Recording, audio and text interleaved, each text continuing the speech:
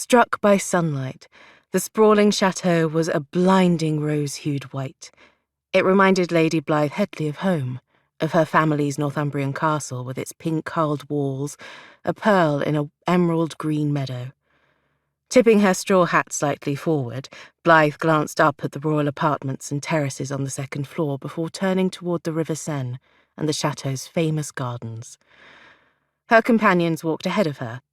Were they finally tired of flirting with the officers of the Gardes du Corps who stood watch? Only Lady Catherine Stuart tarried, linking arms with her old friend before continuing down the gravel path, their maids following at a discreet distance. "How fetching you look in your pale green gown, La Belle Hedley, akin to a stalk of celery," Catherine teased, knowing Blythe didn't give a fig for fashion, and lamented her height, exceeding most of the court's gallants. "And though you may roll your eyes at me for saying so, there's no doubt you are the best-dressed woman here and have set French society afire." "'Tis not my fashion sense, but my mother's reputation that has done so." "I would rather spend it all on books than silks and ribbons," Blythe replied, but her dear father wouldn't let her. The Duke was far more matrimonially minded than she, and given she lacked any outward beauty save her garments, fashion was her one asset. "You are unquestionably à la mode." Catherine openly admired Blythe's flawless coiffure, styled into pale coils over one bare shoulder and adorned with beribboned rosettes.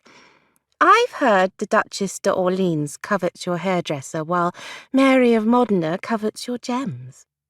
Her hazel eyes slid to the choker of sapphires around Blythe's throat, and the ones set in silver and pearl adorning her ears. "Not paste gems, but true brilliants. I suppose they were your mother's, such a blinding, bewitching blue." Blythe touched an earring absently. "But how ridiculous I feel in red heels." She looked down at her new slippers in bemusement before reaching into her pocket.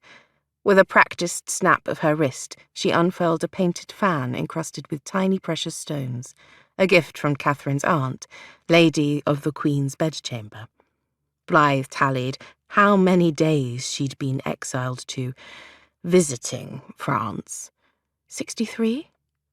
She and Catherine strolled with no apparent aim beneath the strengthening spring sun, their hooped, colourful skirts swaying in the breeze. "We've walked these paths for weeks now," the lament in Catherine's tone was telling, "and not one glimpse of my kindred, the ousted prince."